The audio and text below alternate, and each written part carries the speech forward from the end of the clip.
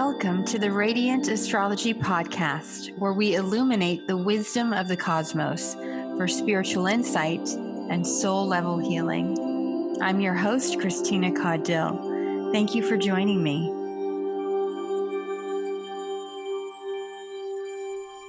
Hello and welcome to the Radiant Astrology podcast. I'm your host, astrologer Christina Caudill. And in this episode, I'll be delving into the planet Pluto with my very special guest, evolutionary astrologer Ari Moshe Wolfe. Now, Pluto has a very elevated significance in evolutionary astrology, which is the astrology that focuses on the soul's intention. And there's no better person to discuss this with than Ari Moshe Wolfe, who is one of our great messengers of the lineage of evolutionary astrology. And I'm so fortunate to have him as my guest today, and I can't wait to get into that discussion. We really dive deep into Pluto in Capricorn, and Pluto's station direct, which happens this Sunday, September 30th. But before we dive into that, I just want to remind you that if you enjoy this podcast, please consider giving it a 5-star rating in iTunes.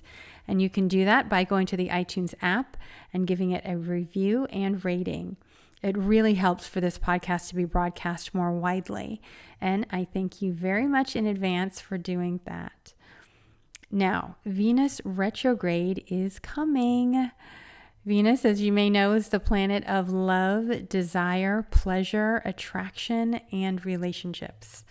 Venus stations retrograde on Friday, October 5th in Scorpio, and stations direct on Friday, November 15th in Libra. And what's interesting is Friday is Venus's day, and each day of the week is ruled by a planet. It's called planetary days. So this Venus retrograde is from Friday to Friday, which I thought was interesting. So I've decided that I want to do something special for Venus Fridays during Venus retrograde. So every Friday, I'll be offering some tips to align you with your Venus nature, and we'll have a lot of fun with it. So go ahead and follow me on Instagram at Radiant Astro to join in all the enlightened fun starting October 5th. Also, I want to remind you that if you didn't catch that awesome Predict Your Next 12 Months workshop I did with my friend, the astrologer Rebecca Gordon of Harper's Bazaar magazine, you can still access the recording until October 1st. The link for that is bit.ly/predict replay, and I'll have that link in the show notes. Rebecca shared her secrets to the solar chart, which is what she uses to create her incredibly insightful horoscopes. Now, last time on my podcast, I gave the wrong URL. I'm so sorry. But this time, I can guarantee you this is the right address. It is bit.ly/predict replay. Now, Rebecca also has a 12-week beginner's astrology course that begins October 4, and the last day to sign up for that is October 1st. So you'll want to get all the details on that. So when you sign up to get the prediction workshop recording, you'll get all the info on her course. And I am also getting ready to launch my own beginner's astrology course with the New Paradigm Astrology Group. And we begin that course at the end of October 25th. And so New Paradigm Astrology, if you don't know, that is Kai Pacha from Astrology for the Soul on YouTube and our whole group of evolutionary astrologers. So just stay tuned to the end of this podcast and you'll get all the details because Ari Moshe Wolfe and I are both in this course. We're creating it with a lot of love, a lot of care, and in the lineage of evolutionary astrology. We have a free webinar on October 13th where you can learn all about the course. And so you can sign up for that at bit.ly/Astro Soul Webinar. That's all one word, all lowercase. And again, that link will be in the show notes. And, gosh, I have so much going on. I'm also super excited to announce that I'm doing a talk and a workshop in Atlanta. Now, I mentioned this before because it's been scheduled for a while, But at first it was supposed to be just a live talk and workshop, but now it looks like they are selling tickets. They're going to be doing it as a live stream as well. And so many of you have asked if there was going to be a live stream. I wasn't sure if they would be able to accommodate it, but yes, they will be doing so. So this is going to be a talk on the Thursday night, which is October 18th at the Metropolitan Atlanta Astrological Society. And let's see, you can go online to atlantaastrology.com, click on the upcoming events, and you'll get all the details to purchase tickets online. So the October 18 talk is on the astrology of creativity, where I'll be looking at some famous artists and just looking at how they have transformed themselves into artists and maybe what were some of the conditions of them tapping into their creativity. And then on the Saturday, which is October 20, I'll be doing a 4-hour workshop uncovering your inner artist. So you will take a look at your natal chart, your natal signatures, and see maybe where your latent talents may lie. It's going to be a really fun and engaging workshop. And so I really hope that you'll join me. I'm actually going to be taking this same theme on the road with me in 2020 to India for the conference there. So this is going to be something that I've been working on for a while and developing. As many of you might know, I spent over a decade as an art dealer in Atlanta. My partner and I had a contemporary art gallery, and I learned so much about creativity, being around so many creative people and artists. And there's so much that the rest of us can learn from artists and tapping into our creativity, even if we don't think of ourselves as artists. But in fact, we all have, in some level and in some unique way, the creative impulse. And so that's what we'll be exploring in the talk and workshop. So again, that's atlantaastrology.com, and click on the upcoming events to get all the details. Okay, now on to the headline story of Pluto stationing direct. Wow. It has been an intense week. And I mean, today I'm recording this on Friday, September 28th. Yesterday was incredibly intense. If anybody was watching any of the news, I haven't been following things super closely myself, but everything hit yesterday, seeing the Supreme Court nominee questioning, along with Dr. Christine Ford, who had her story of sexual abuse and rape even. And everything just, the emotions of so many women who have been in the same place, and sort of the defiance of Brett Kavanaugh and what that said about the patriarchy and men in that position and men in power. So much of this is wrapped up when we look at the archetypes with astrology. I think the beauty of astrology is it can help us just take a few steps back. I mean, it's not like we're looking at everything so dispassionately when we look at, the astrological signatures, but it does give us some space to look at life from maybe a broader view with a little more discernment, maybe about what's going on, and what the soul of the world is morphing into. We all were born in a certain time period in history, and even more now we're feeling about this is a very unique period of history, and Ari Moshe Wolfe goes into exactly how unique that is when I get into my discussion with him. But it's all of this very potent energy that really brings up our own insecurities about, how moral am I? Where are my moral boundaries? How am I dealing with my own issues of abuse, being abused or abusing others? Because let's be frank, Pluto does have a lot of these signatures with its symbolism. I mean, Pluto is associated with Hades, who's the lord of hell.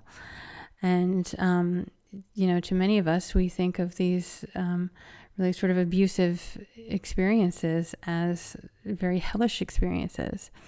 Ultimately, Pluto is about being alone with our own soul and our own integrity. I want to read a little bit from Erin Sullivan's book on retrograde planets, where she talks about Pluto retrograde. She says the ultimate test of Pluto transits is to maintain integrity in the face of fateful circumstances, which are symbolically related to disintegration, death, and renewal. Pluto requires that one descend into the deepest recesses of one's soul, to stand alone and find integrity, value, and security in that isolation. The power of a Pluto transit partly lies in the fact that it is a singular experience. There is no rehearsal.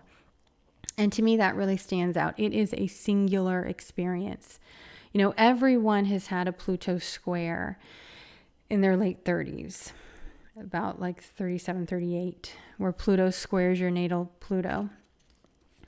And it's, again, a singular experience. You may find others that have compassion for you. You may lean on others for support, but ultimately you find that you yourself are in a situation where only you can move through the experience. And then, it can be experience of intense frustration, shame, not getting what you want, feeling entitled to what you want and being blocked.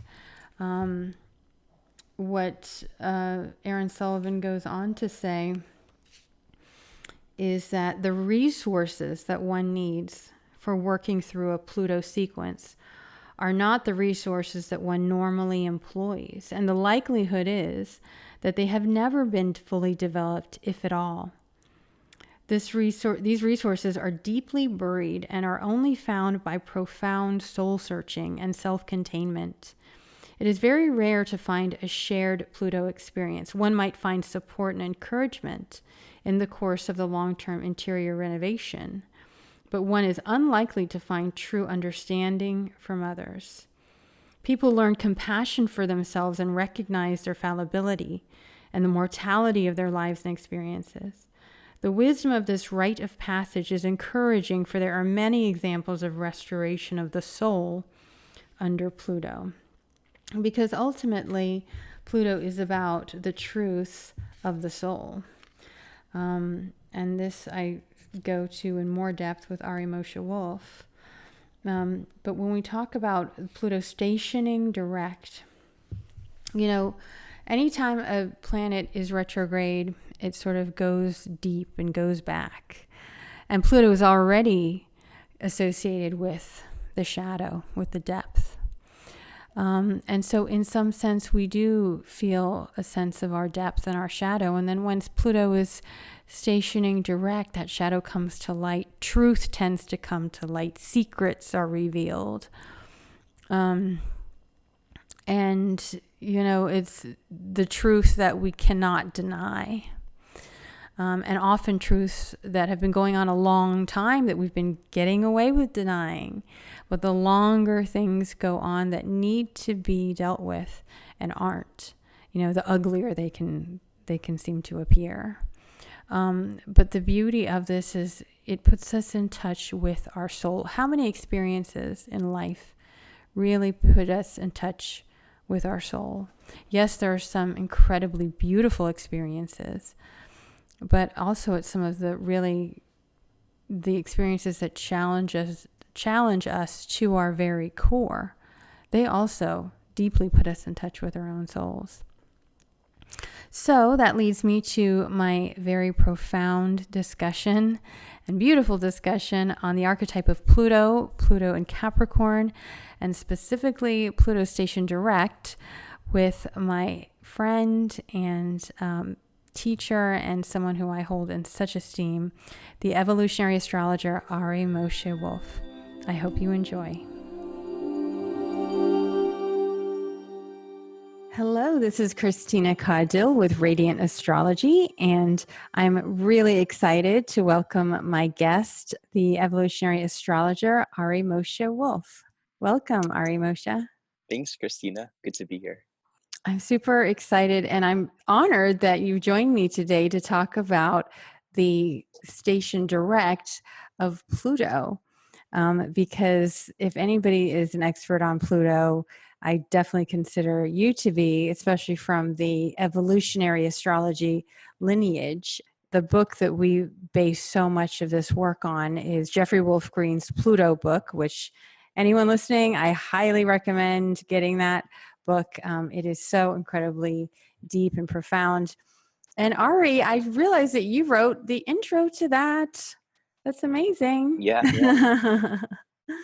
Tell me a little bit about that process, because that is such an amazing, that I imagine it's an amazing experience to have gone through that process. That was 2011. It was during my nodal opposition, which happens for everyone at 27 or so years old.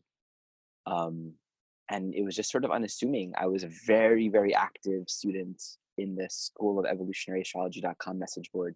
Definitely, hands down, for a few years, the most active participant. Always asking questions, always practicing, and at a certain point, someone up there felt that it would be appropriate for me to write the forward to the republishing of the Pluto book. And I'm a 1-degree Scorpio Pluto. So Oh, it's sort of a okay. combination of factors. I'm a young, enthusiastic, budding astrologer. I'm the beginning of the Pluto and Scorpio generation. So yeah, they asked me to write the forward, and it was also that year that I really kind of started stepping out into the world as a teacher. So that was a formative kind of period in my life journey. And you, just for those that aren't so familiar with evolutionary astrology, what makes it so profound is really Pluto is the root of the teachings. And I've actually started for a while when I was first learning evolutionary astrology. I was doing readings with people on just their Pluto placement. Hmm. And it's incredibly profound. And then when I started doing, more full readings with people, there would be times if maybe I would be stuck, or the reading would somehow maybe not feel like it was going anywhere. And we just returned to the Pluto placement, and it always opened things up into just an area of depth that ultimately really shows us our soul's desires. And I think that's what's so beautiful about not only Pluto but evolutionary astrology is we can get so distracted with the whole chart and everything, all these signatures that are very fascinating. But ultimately, what is it that our soul craves and desires? Why are we even coming to astrology? And when we can come back to Pluto, it always I feel like it sort of recenters the self in what the true nature of the self is. I don't know. Absolutely. What do you think? I feel just as much as we can live life and operate at different levels of awareness, different levels of consciousness, we can interact with our world and just take it for granted as this is my life, this is what I'm doing, nothing more than that. Or we can sort of be impelled, and some people are more impelled than others, it seems, to probe deeper and really ask what's happening here? What is this? What am I? What's actually happening? Why am I here? There's those deeper inquiries into the nature of our existence, nature of consciousness. When we begin looking inward towards that, any system that we approach can then give us greater information. And that's the interesting thing about astrology. Our perspective on reality in the first place pretty much determines the degree of depth that we can glean from astrology. So we can look at astrology and kind of satisfy what am I like? What are my habits, personalities, etc. But if we know that our being is much more than that, and that our personality, our habits, our tendencies themselves have a cause, and they're fluid, they're changing, there's a deeper process underneath all of that, we can in fact look to the natal chart and glean a deeper perspective. And that's the gift of evolutionary astrology.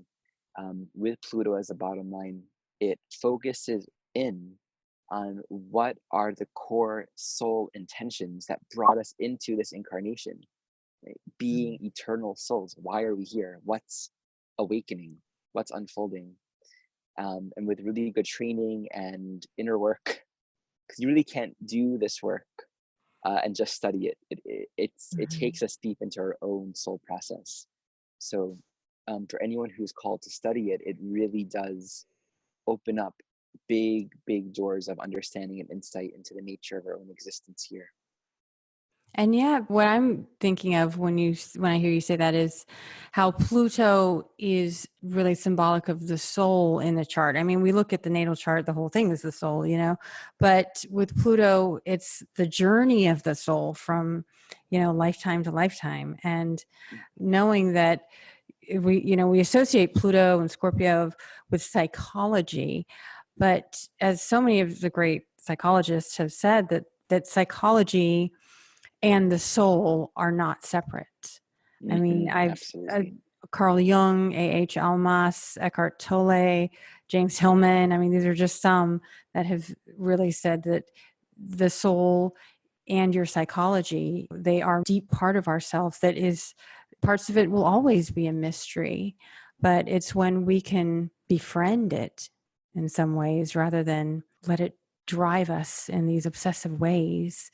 Then I think Absolutely. that's part of the getting to understand the soul journey. Absolutely.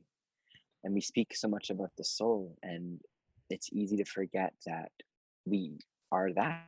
That's what we are. We are the soul. And in a way, we have a choice to reference ourselves relative to the temporary ego structure that's manifesting Ari Moshe, Christina, whoever, and to say, okay, well, this is who I am. And then I have a soul, or the soul is a part of me, but the soul is actually me. And it's manifesting in this form called Ari Mhm. Moshe, knowing itself as that. Mhm. But in our own journey, it's such a profound shift to start seeing our own self from the point of view of the soul. And when we speak about befriending our shadow, that's actually turning to parts of ourself that are otherwise unconscious, aspects of our own being that are in fact motivating most of our energy, most of our being. But without understanding it, we're not claiming all of our power. We're not claiming why we came into this life as an intelligent, eternal soul being.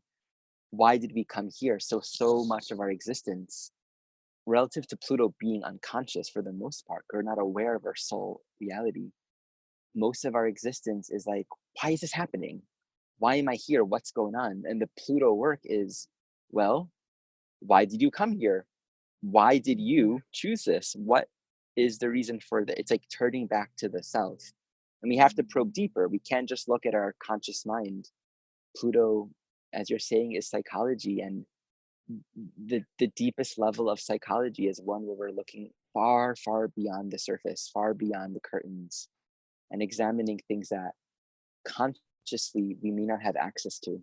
So Pluto work takes us so deep. Mhm. And when we look at the Pluto retrograde transit, what I've been thinking about is how Pluto is the underworld. We think about Pluto and Hades being associated as one, and retrograde. I mean, any planet retrograde is actually not really going backwards, but slowing down.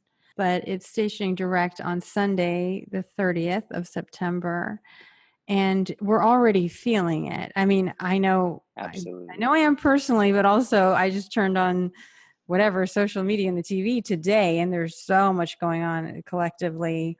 Oh my God. It's the intensity of it. I mean, just the amplification intensity of it is undeniable.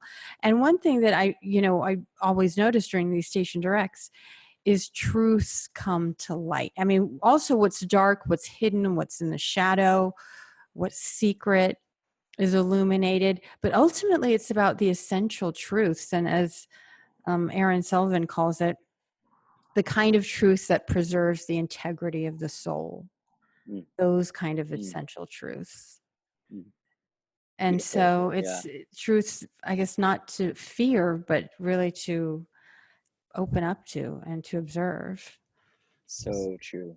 hmm Pluto stationed retrograde April 22nd, conjunct Mars. Oh, and you know what? Yes, uh, because it was just after. Chiron ingressed Aries too. That's right. Yeah, We that's had all right. that false confidence. No, just kidding. And so it's really meaningful to look at that. When did Pluto begin moving retrograde? To consider that when we're looking at when Pluto moves direct, and Mhm. to And see that Chiron Mars was just went there, back into and Pisces. exactly, yeah, exactly, yeah. There's something Wow. about this with Mars ruling Chiron's ingress into Aries. The wounded masculine, the misuse of that Mars and Capricorn, Pluto, the misuse of masculine energy, abusing authority, patriarchal social dynamics, and we have all this stuff coming up for a while, but really right now around Capricorn legal matters, judge Mhm. appointee Capricorn, Yep. male sexual violence, Mars, Aries. So I love that you brought up Chiron going into Pisces, because that's sort of like a dissolving, Mhm. and there's a collective healing actually occurring right now. Huge, huge right now for those who are not aware of my reference, but we have the political thing going on with the Supreme Court appointee and accusations of sexual violence when he was younger.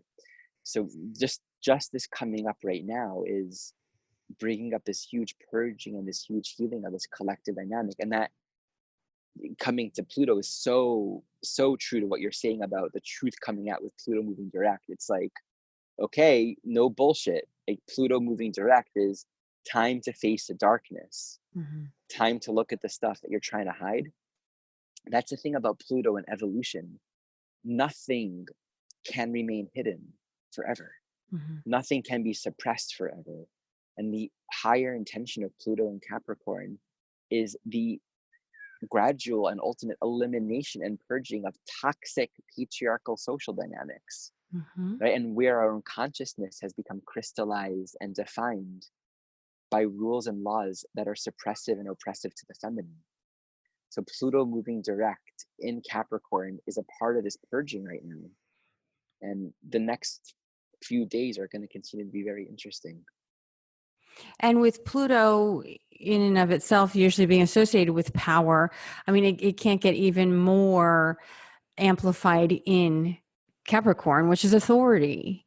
Right. So the power that we give to authority and who really is in control, and the disintegration of these structures in our society, and the power structures, because Pluto is that disintegration. Something dies in order for a regeneration and a rebirth Yeah. to then make way. It's interesting to notice that. So Mars was with Pluto when it began going retrograde, and now Mars is on the south node of the moon in Aquarius, which is also Mhm. healing collective trauma Wow. around violence. In fact, Mars in Aquarius directly corresponds to the energy of group rape, um, you know, traumatic experiences involving sudden violations by the masculine, Mars in Aquarius. Mhm. Um, so yeah, all this is Trauma. being purged. Yeah, absolutely. And Pluto is on its own south node too, right That's now. right. That's right. So much of this feels so old. I mean, of course, they've been using the word witch hunt ever since, just before the election.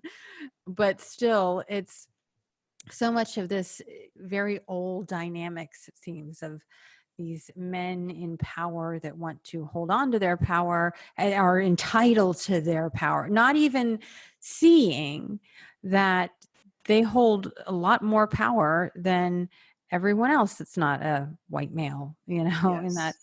position. And but the entitlement just to them says that they deserve it and they must not be questioned, and so what's coming up in this entire scenario with women asserting their power of what is right and what is acceptable. And so I was referring back to the Pluto book with Pluto in Capricorn. And yes, it talks about that. It's really about how we create society around rules and regulations, Hmm. and these power dynamics where often people with Pluto in the 10th house or Capricorn may feel like that the ends justify the means, because they have such this drive of ambition, which we see of the 10th house Capricorn. But the Pluto can make that drive, when it's coming from subconscious drives that we don't know where it stems from, then that's what it can turn it into blind ambition. Beautiful. Absolutely. And that sense of I'm going to succeed at all costs, that's desire, Pluto, which a person can come into this life with this unresolved resonance. I need to succeed. I want to get it. I want to, be approved of. I want to, be successful and make it through life and get to the highest of the ladder. If that's their orientation, but there isn't an inner orientation towards doing what's right according to a deeper universal standard, they're at some point necessarily, some way or another. And this is so common for anything Pluto and Capricorn, Pluto, Saturn, Pluto in the 10th house. They're going to be faced with a dilemma. Either they hold on to that ambition, that need for either a success, approval, their power, their position, getting the promotion, whatever it might be, or they face up to a deeper level of ethic, which might mean letting go of that which they were trying to possess. Mm-hmm. And we see this all the time with souls who might have Pluto in aspect to Saturn, or Pluto in the 10th house, and collectively right now with these strong transits with Pluto and Capricorn for sure. Yeah, and I often see the term fall from grace. Mm-hmm. And so if it's, which is interesting because it's always in quotes, because if it's truly grace, grace isn't, I guess, really seen in those terms, but in society's terms, like, falling from your high privileged position. And with Pluto, I remember one teacher of mine had said, when you look at the glyph, it looks like, a person with their hands stretched up to the sky, like in a position of surrender. Mm-hmm. And that is, one of these ideas we associate with Pluto of surrender. And so sometimes it's surrendering to the truth or surrendering to the greater movement. Like you said, we use these references in our lives of, what's legal, what's right in our, socioeconomic background. But a Pluto transit can have those references, suddenly they no longer are valid. That's right. And I think that's why Pluto transit is known for being a very singular experience. Even if you can have, say, for instance, all the sexual survivors that may be having all of this, emotion and memories being dredged up right now, even though there can be this collective, trauma bonding or compassion or healing, even the Pluto experience is very singular. Ultimately, it's, Yes. the integrity is really yours to step into, and the responsibility ultimately is yours. So it's kind of like, makes me think of, when we are born and when we die, even though we can be surrounded by people, even though we're coming out of our mother's womb, this is our moment of ensoulment and in a sense we are alone. Mm-hmm. And this notion of Pluto being absolute, it's black and white. It's just, it's evolve or suffer. When it comes to Pluto world, we're not choosing between various options of Mm. experience, or it's like evolution is a requirement, it's a necessity, it's a fact, and it's completely impersonal.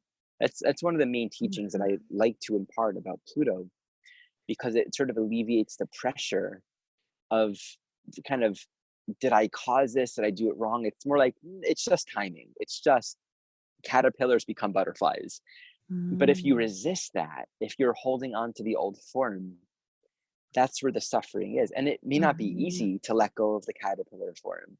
So a Pluto transit can just bring up all of the scariest stuff, but at the core, the main bottom line mantra is, are you going to let go? Are you going to cooperate, or are you going to resist? That's the bottom line. And I want to speak about these two sides with Pluto moving direct. We have within Pluto these two dynamics that can occur, which is the persecutor and the persecuted.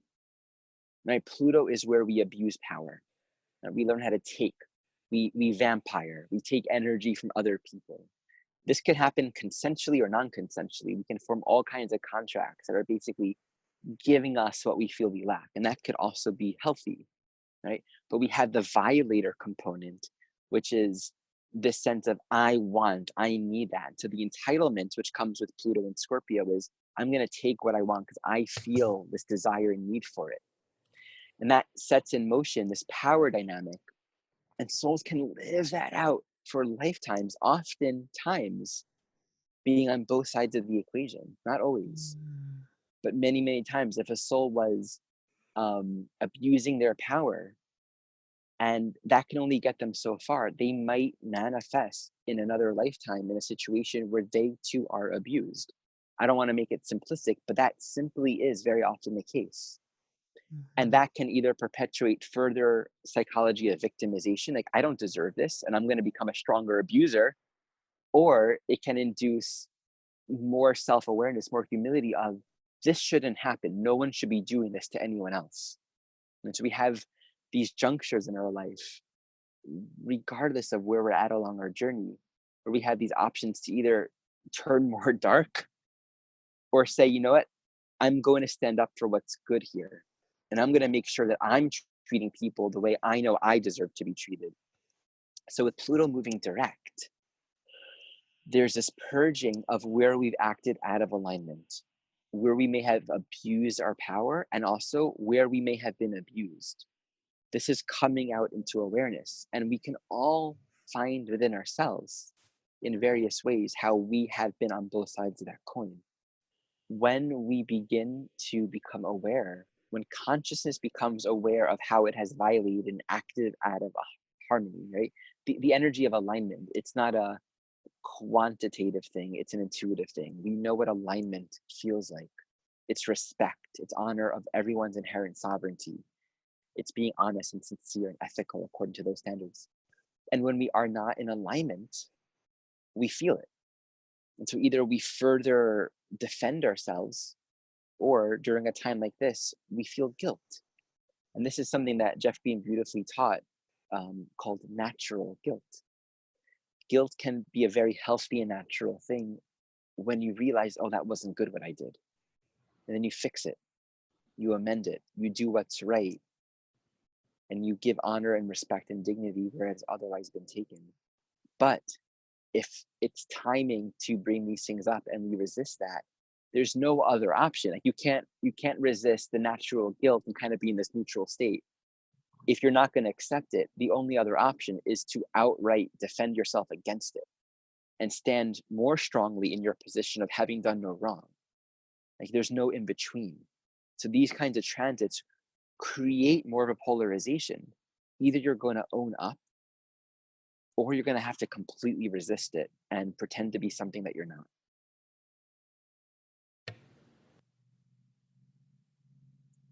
Oh, hello? Sorry. And yeah, I think as we were saying with Pluto really being ultimately about the truth. So I think we know through that experience of, anytime we have a Pluto transit, we learn, how to come back to the truth. I actually often heard this analogy of like when you go through a Pluto transit, it's like, it's one thing to descend into the underworld, but it's another thing to find your way back, like back up to the light. Like, do you know how to get back to, to maybe find the breadcrumbs of how to get back to, to normalcy? But maybe it's that something is irrevocably changed. I think Absolutely. after a Pluto transit. And again, we talk about these Pluto transits. I mean, if, for our listeners, if Pluto is aspecting your chart right now, if you have anything at around 18 degrees of the cardinal signs, any angles or natal planets, but all of us just collectively, because this is such a, and anytime any of the outer planets, Pluto, Neptune, Uranus, when they station, whether it's, direct or retrograde, I mean, just really see in the collective a major, like we're going through something together. Absolutely. Yeah. And it's undeniable. And they happen every year, like once a year, each of these planets goes direct and retrograde. So it's worth paying attention to, and it's worth also, whether or not it's happening directly to you in that moment, really just contemplating, what this means for all of us, because at some point we'll all have a Pluto transit. But yeah, I just think that's so profound what you'd said about, especially about the letting go part. There's a Zen saying, "Let go or be dragged," and Yeah. I often think of that with Pluto, because it's like, what are we clinging to? The polarity when we look at the signs. Pluto ruling Scorpio, the opposite sign being Taurus.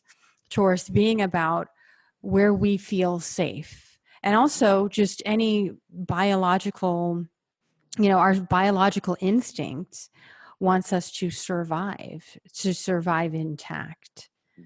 But the polarity of Pluto and Scorpio is actually pushing us to where we don't feel safe, because that's Beautiful. where the change and growth is. Yeah, that's it. And so as we have this Pluto stationing direct, what would you say would be some takeaways for people that are going through this experience? And, I'm so many women I'm seeing, and I'm sure there's many men too who I haven't been really voicing what they're sensing, but I'm especially seeing a lot of women, just from my connections online, that are really having a very difficult time with all of this darkness. This darkness that they maybe have wanted to forget, that had existed in their own lives, coming up. What can we sort of maybe hang on to or clarify, that maybe astrology can help us through moments like these? One thing that comes up, so on a personal level, we can all look at our lives and determine ourselves to take responsibility for the sovereignty, dignity, and power of our own existence. And we all have a purpose that's unfolding now, however it is. We are all called in our own way to take responsibility for that. Saturn, we'll talk about Saturn in a moment, but Saturn's moving towards Pluto, and that says, get your act together. That might mean grieving. That might mean, okay, I need to bring this up. I need support for this. I need to heal this. If I'm going to repress Capricorn, where I've been violated, or where I have done wrong, if I'm going to repress these deeper secrets of shame and fear, then I'm not going to move forward with my life. And so there's a purging and this invitation to trust your soul, trust your power. And as you're saying, this is a collective thing. Pluto moving direct is bringing a collective momentum right now. And to recognize as well, what we're going through on a collective level is something we've never done before, at least in this 26,000 year cycle of the zodiac, whatever. This is completely new. And I can say, and this is a bold statement, but it's very true, most women alive on this planet have experienced some form of sexual abuse, sexual violence, easily. And I think the statistics are like 1 out of every 3 women have experienced sexual violence or sexual abuse. And that's different at different ages and times, but I've heard something like that several years ago when I was working at a shelter, a domestic abuse shelter. And on the other end, many, many men, and I would personally say perhaps most men alive on this planet, have, if not acted in ways that are violating to the feminine, they have harbored such thoughts and behaviors and psychologies and beliefs and ideas and shamings and judgments of the feminine. And of course, it's not just the external feminine, it's the feminine within and without. It's simply a part of the reality of patriarchy, how men and women have been conditioned.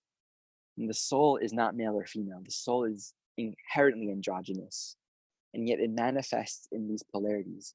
So there's something to say about being able to acknowledge we've been conditioned to, men have been conditioned to feel superior, to be in control, to have the privilege, and to easily shame and put down women. Women have been conditioned to make themselves small, to not feel safe to come out, to not feel supported. It's all these dynamics, just to acknowledge that, right? Just to be able to acknowledge these aspects within ourselves and to honor this is a time of healing. And I want to say we are supported and we are safe to heal now. Those who have something to share, you are heard. The time is ripe, the world is listening, and you are safe to share. Mhm. Those who have done something wrong and have violated, you are loved, you are respected, you are forgiven. You can honor where you've been wrong, correct what you need to correct, and continue on with your path in a good way. When the masculine and the feminine are in harmony and in balance, magic happens. But this whole thing is healing the distorted masculine. That's the Mhm. theme right now. So we have to let this play out for a while. And I would definitely say we're just getting started. This is the beginning. Um, Maybe in a moment I'll talk a little bit about just Saturn moving towards Pluto and all of that. But do you have any other themes that you want to share about Pluto moving direct? Well, I did want to, what you were saying it made me think of a quote by Jeffrey Wolf Green that was in the patriarchy, all souls are wounded. Yes. And I think maybe even when I first heard that a few years ago, I thought, wow, that's, it was very profound. It's still profound. I think now we're opening up to that more.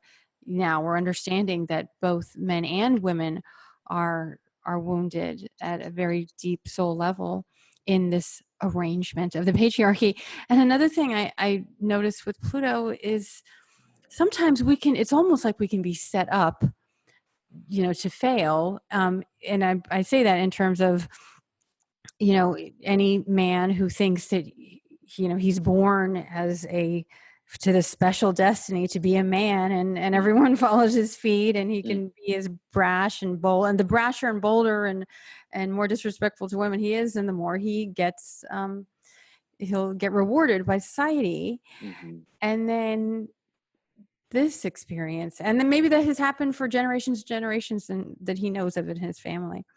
And then this experience happens, and then he's, incinerated.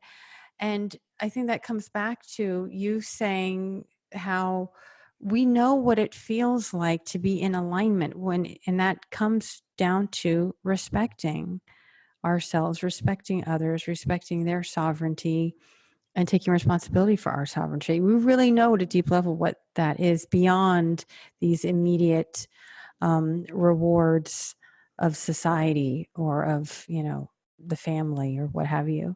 mm. And that's really what we have to orient to. I think that's what these, Pluto transits help us to see is what are you orienting your life toward? Beautiful. Um, yeah. So Because thank you. we really can't access that eternal aspect of our being, which is our whole being. Really, we can't abide there if we're bound in the unresolved dualities of yin and yang, male and female, masculine and feminine.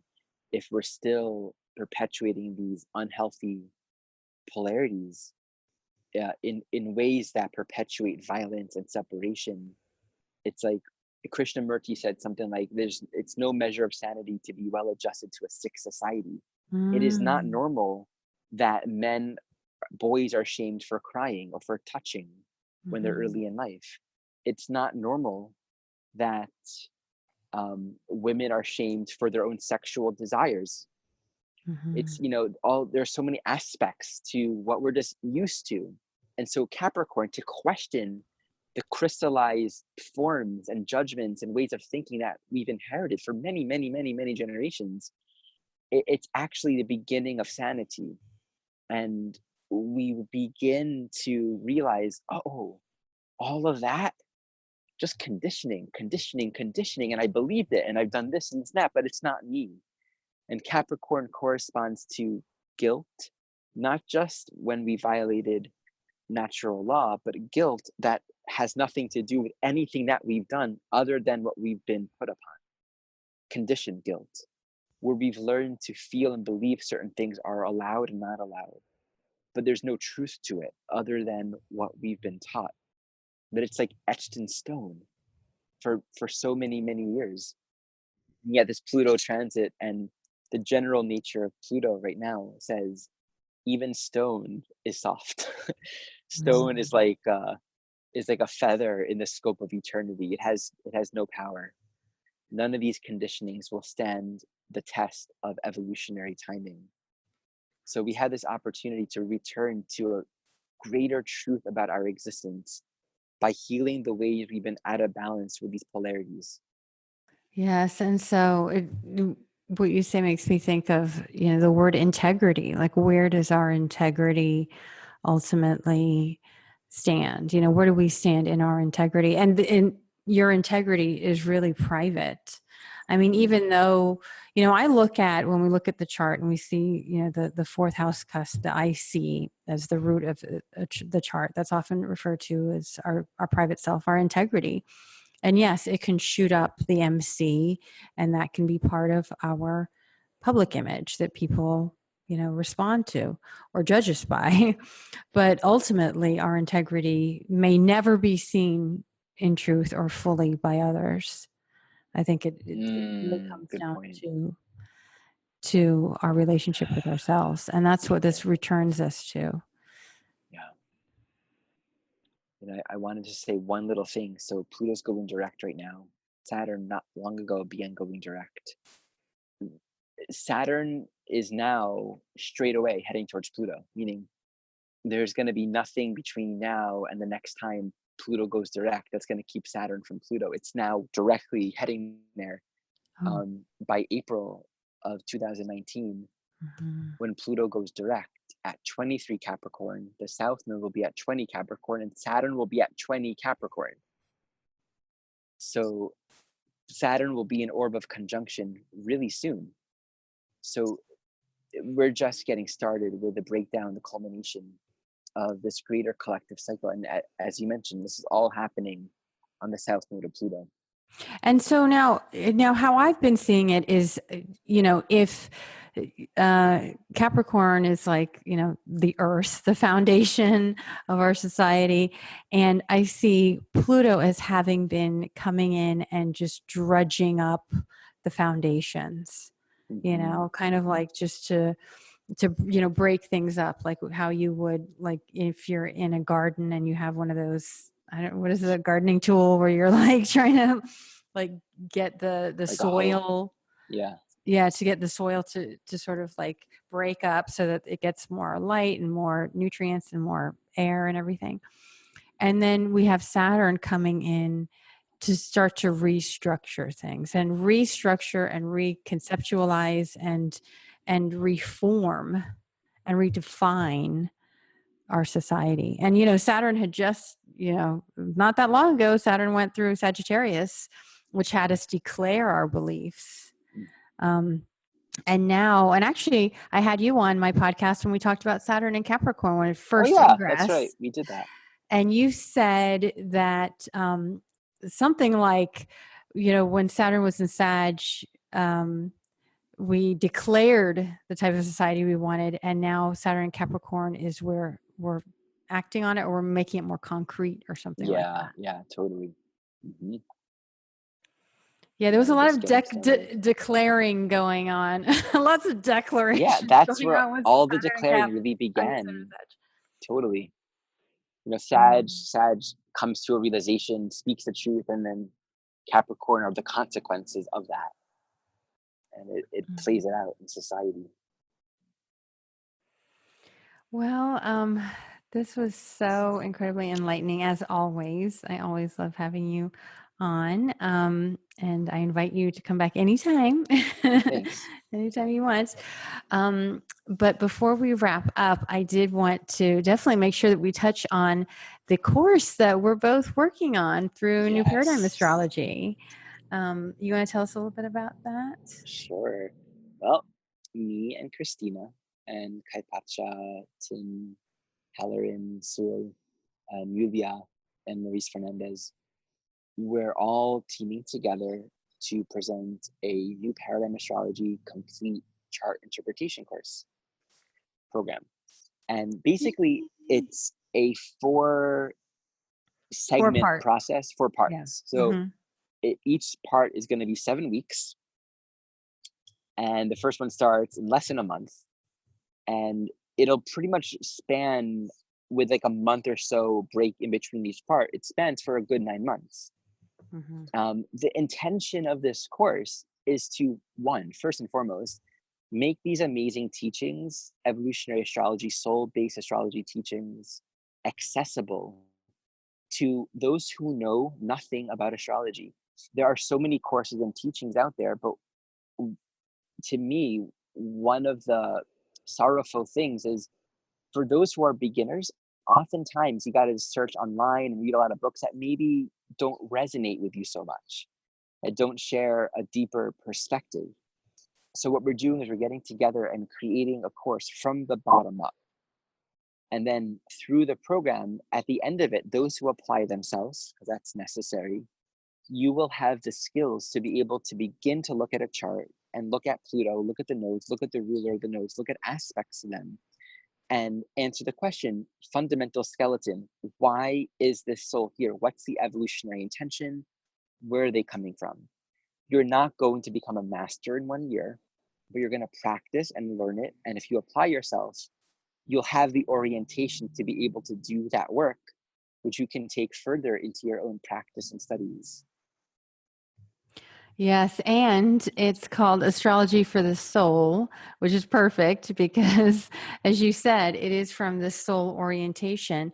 I was one of those students that when I first discovered astrology, I didn't know about the different branches and the this and that. And I was a client of an astrologer who could tell me some really eye-opening things about myself and, what might be happening in my life. But when it came to the questions of why, like, Mhm. why am I here?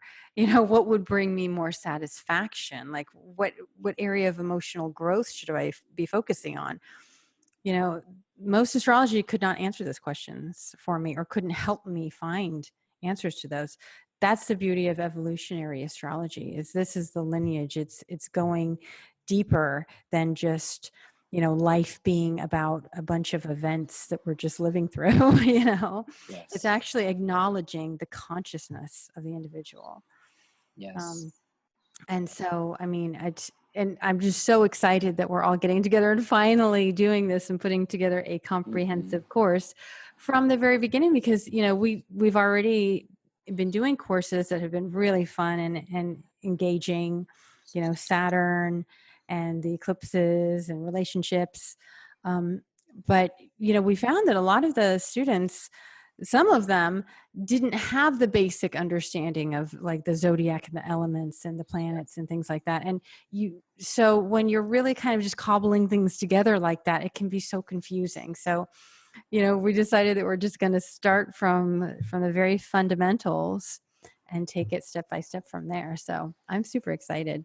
Me too. And it's our intention to really create something of quality because we want it to be accessible. We Hmm. want people who have no existing knowledge of astrology to be introduced to this work from a soul level point of view. So, this first course is just going to be the basics: introduction, evolutionary stages of the soul, the 12 signs, 4 elements, 3 modes, and even the astronomy. Like, what's the natal chart? What is it? What's going on that creates a natal chart? So, Hmm. having those basics. And then the second 7 week course will be planets, just the planets. Learn about Hmm. the planets, but from an evolutionary perspective. And then we'll learn about aspects in the next course and planetary pairs, and then interpretive paradigm in the fourth. And what we're so excited about is really putting a lot of love and attention and energy into crafting something so that it can be available for you far down the road. Like, this is not just live classes or a program where you can learn something and it's like a cool experience. We're wanting to create something that is solid, that has meat to it, so people can study it and reference it and be able to say, okay, here are the basic teachings that I'm coming back to all the time. This is the bottom of the ladder. Before I climb higher, these are the foundations. And I feel like once that's available, and it's available to many people, it opens the doors for more souls to go deeper into astrology from a soul perspective. And that brings me a lot of joy. Mm. Me too. And also, so many people in our community are already doing healing work of some kind or another, like Reiki or yoga teachers or even some like, deep work with trauma or whatever it is, that this can just really help to enhance that and give you just another tool to be able to know yourself at a deeper level and also to help others. So I'm Absolutely. super Yeah. excited. Yay. Yeah. So I did want to announce that we're doing a free webinar, free preview webinar, October 13th, in just a couple of weeks. And I'll have a link in the show notes. And I hope you'll join us. I hope you'll join me and Ari Moshe and the whole New Paradigm team. Well, thank you, Ari Moshe. Again, this is such a pleasure. I can't wait to have you back. I'm already thinking about what I want to talk about next time. I hope you come back with me and talk to me about Chiron, actually. Oh, let's do that. Let's make Will that the you do next one. that? Hmm. Yeah, because I'd love to chat with you about the wounded healer. Okay, my dear. Well, thank you so much. And thank you, everyone, for listening. And I will see you next time.